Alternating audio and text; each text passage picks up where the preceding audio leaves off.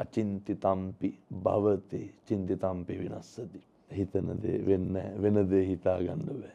අපිට නැති දෙයක් අනෙකට තියෙනකොට ඒකට හූල්ලන්න පුරුදු වෙන්න එපා. කෝල් එකක් එනවලු මචං කෑල්ලක් හම්බුණා වරෙන්. බලන්න.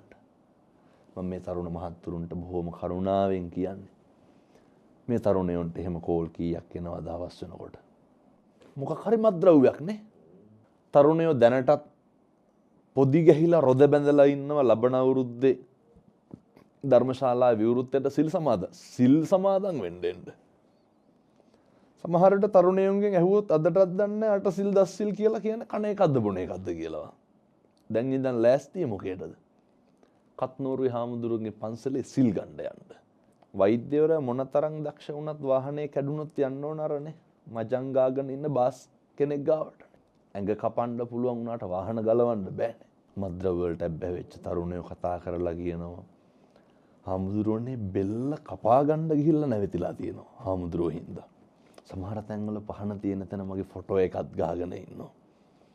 මේ බුදු බවත් වෙන්න ඕන කියලා පතන්නේ. ඇයි ලහිරු කියපුවාම ලහිරු මුදලිගේ කියපුවාමනේ. බොහොම මේ ශාස්ත්‍රීය විදිහට මේ කටයුතු කරගෙන යන බොහොම වැදගත් විදිහට කවුද නොදන්නේ. නමුත් අපි අර බජාර් භාෂාවෙන් කියමුද මේක? ලෝකෙට පොරක් වුණාට